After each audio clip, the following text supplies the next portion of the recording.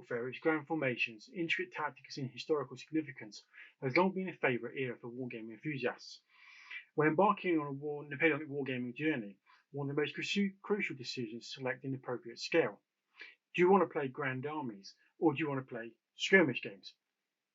Each scale will offer a unique perspective on this period in history.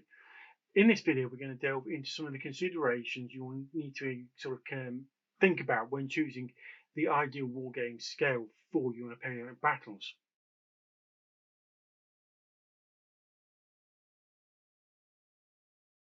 Napoleonic wargames are commonly available in several scales, ranging from the massive to the minute.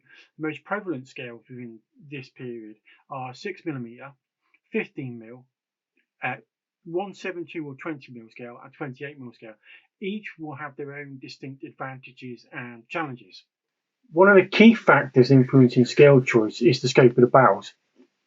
Are you envisioning sweeping battles with entire divisions, corps, all arms, combined arms, or are you looking at small skirmish scales involving a few handful of 28mm figures? This scales will allow either huge battles, or you're looking at recreating like small scenes from a battle. You need to consider the available table space and storage capacity you have when selecting a scale. Larger scales will demand a bigger plane surface and also storage space. If you go down to 6mm and 15mm, you're going to have a bigger capacity to store more armies than you would with 28mm. No, you could play on a smaller playing surface. The cost of assembling an army can vary greatly between scales. Obviously, smaller scales are going to be a lot cheaper to buy, but more budget friendly than if you're planning to build a massive army in, say, 28mm.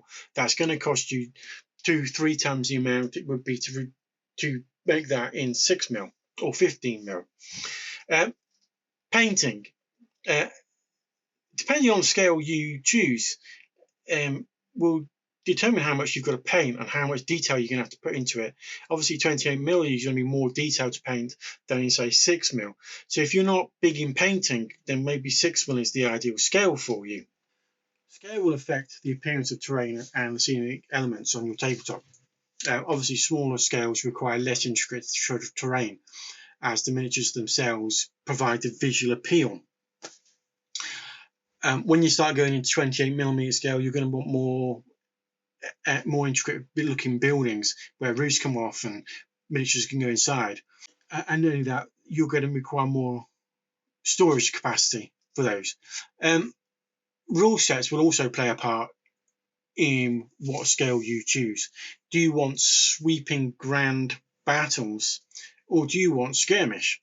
And different rule sets will cater for different styles of play. So that's going to be a consideration you're going to need to take. Selecting the right wargame scale for Napoleonic warfare is a nuanced decision. It will depend on your preferences, the available resources you have, the desired gaming experience you want, whether you're drawn to the big, large-scale battles or the sort of tactical intricacies of smaller skirmishes, and one figure equals one man. So you need to take your time to explore all the different scales available to you. You may want to actually choose more than one scale to game the Napoleonic period in, and basically just have fun. That's what it's all about. Anyway, that's all for this week. I'll see you next time. Don't forget to like and subscribe, and that's all.